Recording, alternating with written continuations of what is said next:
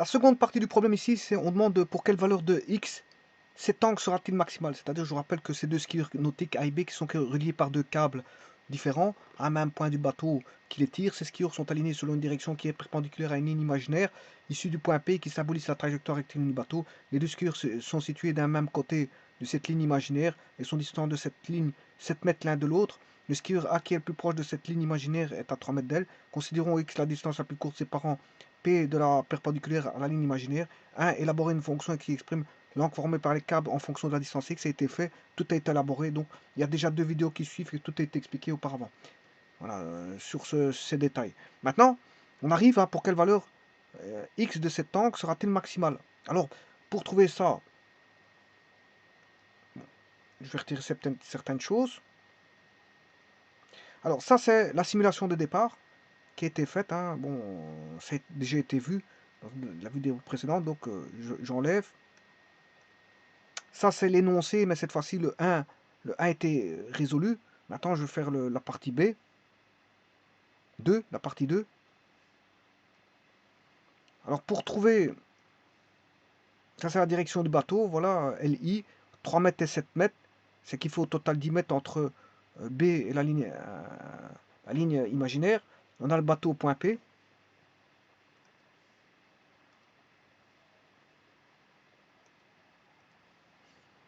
Voilà, et on a dû chercher bêta en fonction de f de x, ça a été fait.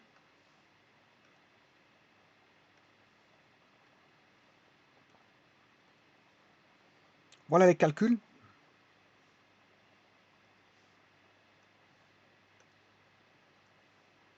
Voici les calculs pour le second, l'angle alpha 2. Donc, ayant alpha 1 et alpha 2, on peut chercher bêta.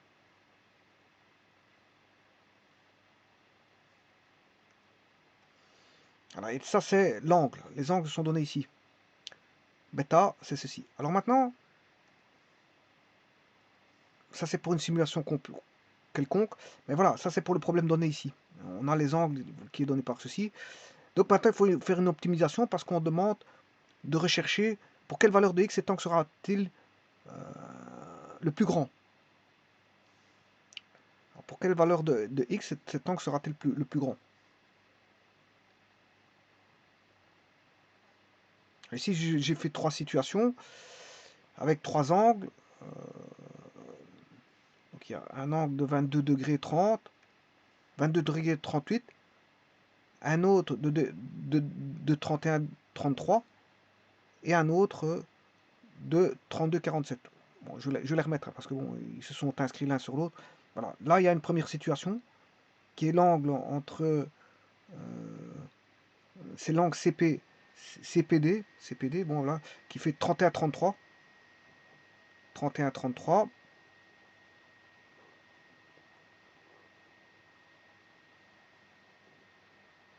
Hein, 31 33.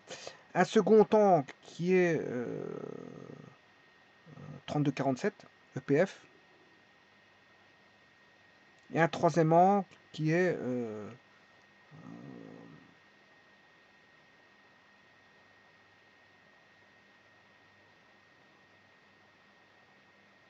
22 38 APB.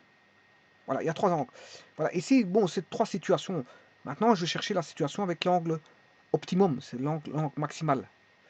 Eh bien, pour ça, je vais dériver, bien sûr, vous aurez compris que c'est une question de dériver.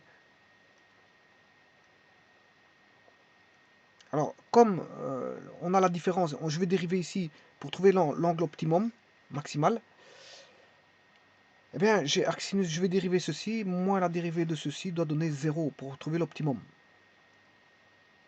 Alors, je rappelle que la dérivée d'arc sinus, c'est racine carrée de, enfin, c'est 1 sur racine carrée de 1 moins x carré, que l'arc sinus de f dérivé, c'est f' sur 1 sur f carré. Voilà. Et que si on arrive à trouver l'arc sinus de 10 racine carrée de x carré plus 100, mais je sais trouver l'arc sinus, la dérivée de arc sinus par conjecture, je sais trouver la dérivée directement sans la calculer de arc sinus de 3 sur x carré plus 9. Ça va être là, du même style. Alors, avant toute chose, je vais m'occuper je rappelle que l'arc sinus de f, c'est quoi? Ben, c'est f' sur 1 moins f carré, racine carrée. Mais le tout, il faut que je connaisse f'. Or, f', c'est ceci, c'est la dérivée de ceci. Donc, je dois calculer la dérivée de ceci, que j'appelle h. Je vais calculer la dérivée de h, qui est h'. Voilà. C'est fait ici. Voilà. Donc, il faut dériver c'est f sur g, bien sûr, hein, qui est égal à f' g moins f g' sur g carré. Je vous rappelle que 10, c'est une constante, donc ceci, ça va donner 0. Donc, tout ça va tomber, ça donne 0. Moins 10 fois, voilà, G', voilà, et G', encore faut-il le calculer. Alors, le G', c'est le calcul de ceci. Bon, au total, ça va donner ceci, hein, au total. Alors, le G', voilà, il est ici. Je rappelle que la dérivée de racine carrée de x, c'est dérivée de x exposant 1,5, c'est 1,5 x exposant 1,5 x exposant moins 1,5. C'est-à-dire 1,5 fois 1 sur racine carrée de x. Eh bien, je fais la même chose avec celui-là. Simplement, là, je dois dériver, c'est f, racine carrée de f'. C'est racine carrée, enfin, c'est racine carrée de f, qui vaut 1 sur 2 racine carrée de f, fois f'. Alors, le f', bien sûr, x carré plus 100 au carré, enfin, x carré plus 100 dérivé, ça fait 2x. Alors, c'est toujours 1,5, 1,5, il est là, racine carrée de f.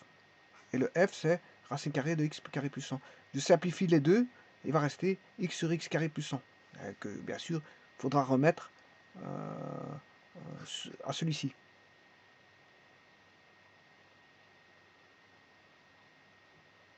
Donc en fait, si j'enlève ceci, ça c'est moins 10 fois x fois 1 sur racine carrée de x carré plus 100. Voilà. Qu'on met au dénominateur.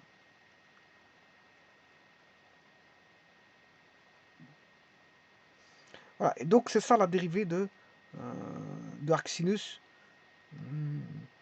Voilà, la dérivée la dérivée de ceci, ça donne ça. Alors j'en déduis l'autre. L'autre c'est ceci. Donc ils sont facilement, on sait calculer la dérivée assez facile. Bon, maintenant c'est pas ça qu'il me faut, c'est les arcsinus. Là je n'ai fait que calculer la dérivée de l'intérieur, là, de la fonction qui composait l'arcsinus. Hein. Je n'ai rien fait d'autre que ça. La dérivée de ce qui compose l'intérieur de l'arcsinus, l'argument de l'arcsinus. Eh bien, sachant cela, maintenant je vais dériver l'arcsinus, c'est ça. Donc je vais chercher le f'. Le f', je vais le calculer. Hein, c'est ce que je viens de vous mettre ici. Voilà. Sur 1 racine carrée de moins 10 au carré. Alors je rappelle que là, ça va donner, si je mets au carré 10 au carré, ça fait 100. Et si je mets le dénominateur au carré, il n'y a plus de racine carrée.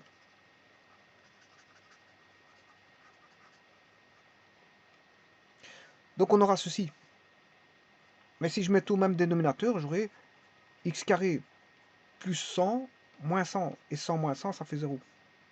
Donc il va rester à l'intérieur x carré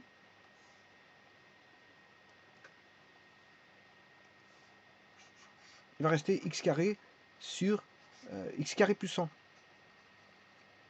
Alors, le x carré, je peux le sortir de la racine carrée, il va donner, voilà,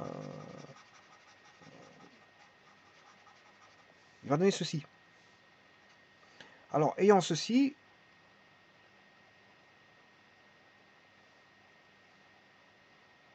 ben, voilà, je l'ai là. Ça, je vous rappelle que c'est valeur absolue de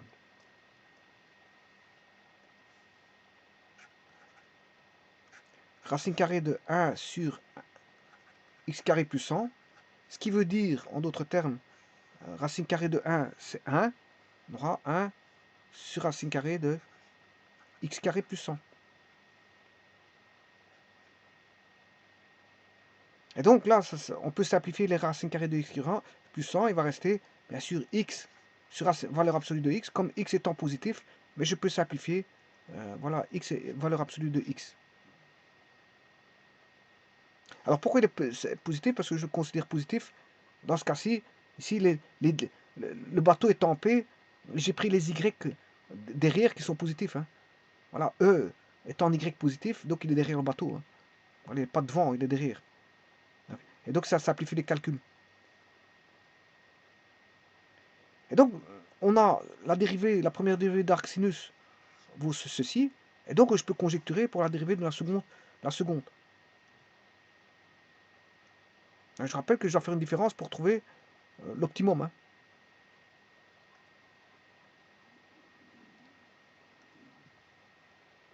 Voilà, je vais faire voilà, je dois dériver ceci égale à 0. Ben, donc, je viens de calculer juste la dérivée de ceci, et celui-ci, je vais le conjecturer à partir de la réponse qui vient d'être trouvée. Voilà, à partir de ceci. Ça, c'est pour l'arcsinus de...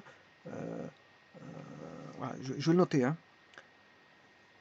Je vais refaire une nouvelle page, en notant que l'arcsinus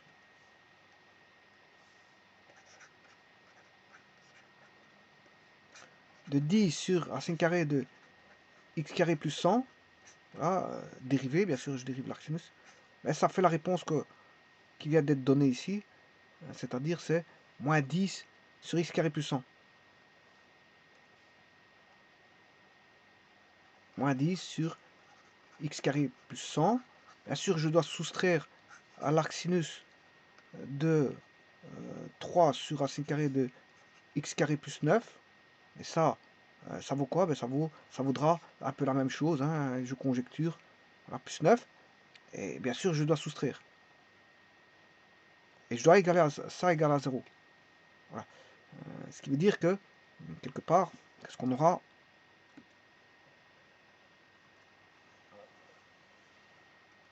On aura une équation qui est la suivante. Moins 10 sur x carré plus 100 est égal à moins 3. Enfin, moins 3. Moins 3 sur x carré plus 9 égale 0. Ben, elle est facilement... voilà, on a ceci égale moins 3 sur x carré plus 9. Donc on aura l'équation qui suit ici. Bon, voilà, vous aurez ceci. Et donc le x trouvé, c'est 300 moins 90 sur 7. Donc le x, c'est 300 moins 90 sur 7. Bien sûr en racine carrée. Donc je vais le noter. X égale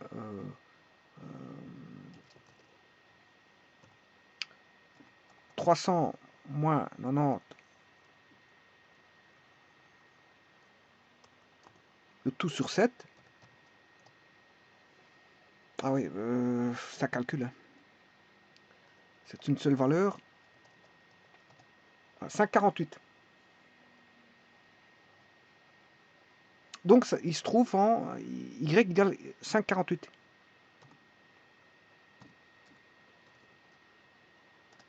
Voilà, c'est cette ligne-là que je vais mettre bien sûr en rouge. On va la mettre en brun ou en bleu.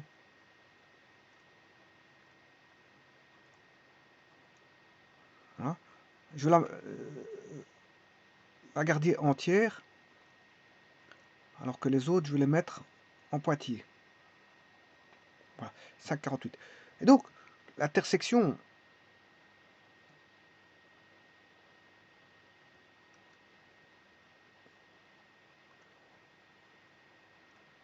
entre cette droite-là et cette droite-là,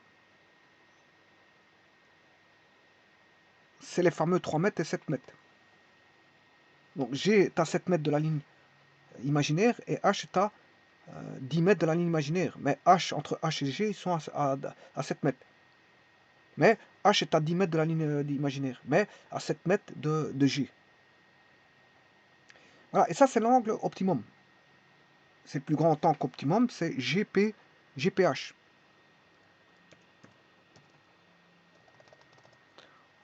on va rechercher l'angle G, P, H, voilà, 32,58. Et alors, à aucun moment, vous aurez 30, au-dessus, F, l'angle EF, EPF, 32,47, donc il est plus petit que 32,58. L'autre angle, et ce sera valable pour tout angle, hein, puisque c'est l'optimum, cet angle-là. Cet angle-là, c'est l'optimum. 32,47 est beaucoup plus petit que 32,58. 31,33 plus petit que 32,58. Et 22,38 plus petit que 32,58. Donc, l'optimum, c'est EHG. Alors, ça, c'est pour la valeur de X. Maintenant, pour répondre à la question ici, pour quel angle, pour quelle valeur de X cet angle sera-t-il maximum? Voilà, ben c'est 5,48. Et que vaut cet angle? Ben, il faut aller chercher tout simplement l'expression en bêta et mettre 5,48. Voilà, dans l'expression SX, S de 5,48. S de 5,48, S de 5,48. Voilà, il va me donner une valeur 0,57. C'est U fois 180 divisé par pi. Voilà, 32,58. Voilà, vous déduisez directement l'angle. Vous avez X et l'angle. Alors, quelle est la longueur des câbles? La dernière question, il vous demande déduisez la longueur de chacun des câbles pour garantir cette amplitude maximale. Ben, vous connaissez X, donc tout devient facile. Hein. Alors, là, on a une longueur fixe. On a une longueur fixe. Alors, je vous rappelle le problème.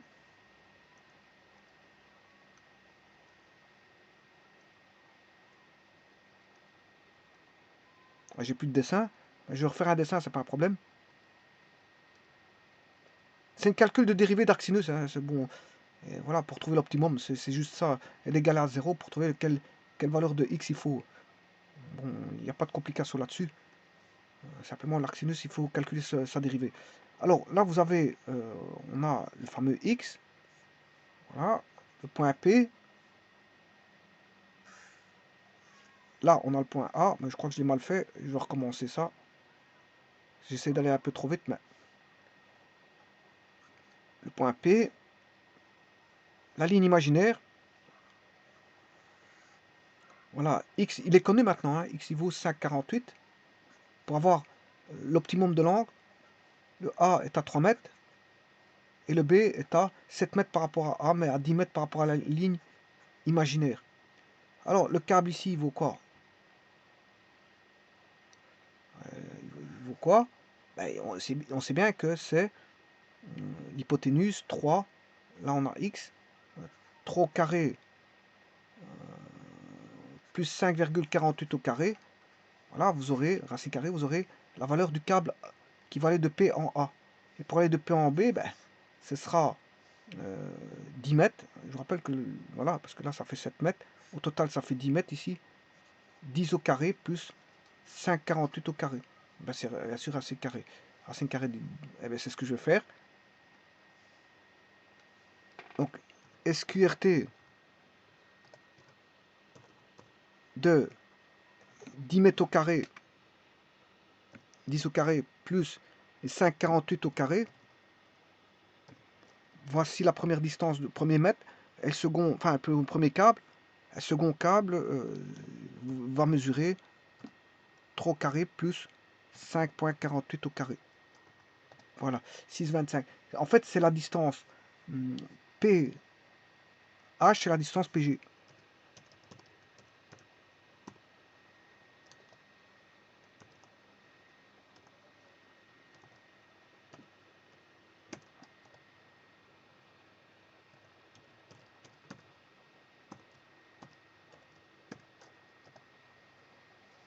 Voilà, tout simplement. Donc, vous voyez que ça, c'est l'optimum d'angle étant PG. C'est le plus grand angle qu'on peut avoir. Enfin, c'est PGH. Donc, ce qui veut dire que le A, je vais le retirer, je vais tout retirer et ne laisser que le PGH, qui est l'optimum. Donc là, on va voir l'optimum. Petit instant.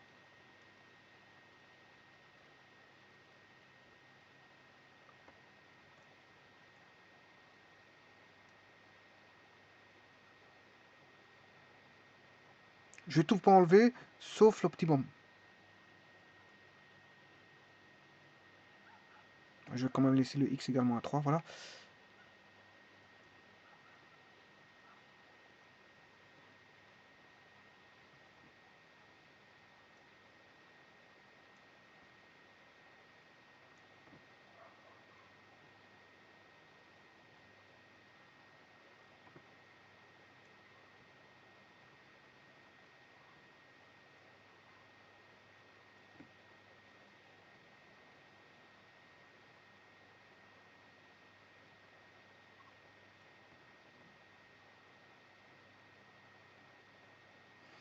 Voilà, et maintenant je vais chercher le segment PG.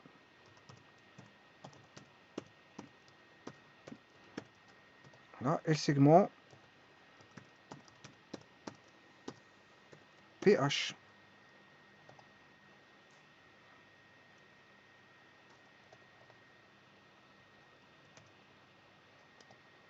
Voilà, et l'angle fait bien 32,58 qui est, voilà, c'est le maximum.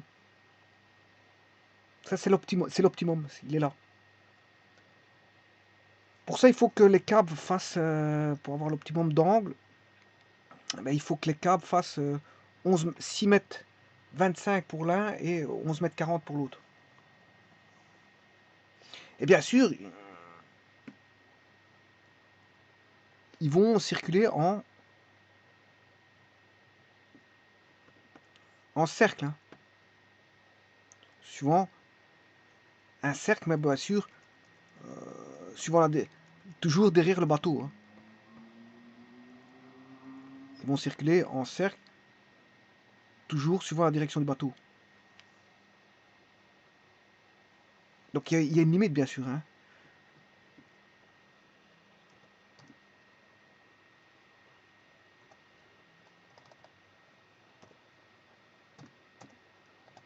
Il y a une limite au-delà de laquelle, bah, voilà, je rappelle la direction du bateau, c'est x égale 0. C'est la direction du bateau. Donc l'axe Y, là, enfin l'axe des X, ben, les bateaux, les deux skieurs seront toujours derrière cet axe K1.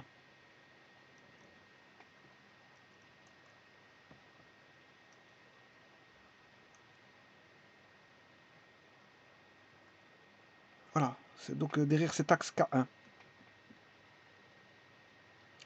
Je vous remercie.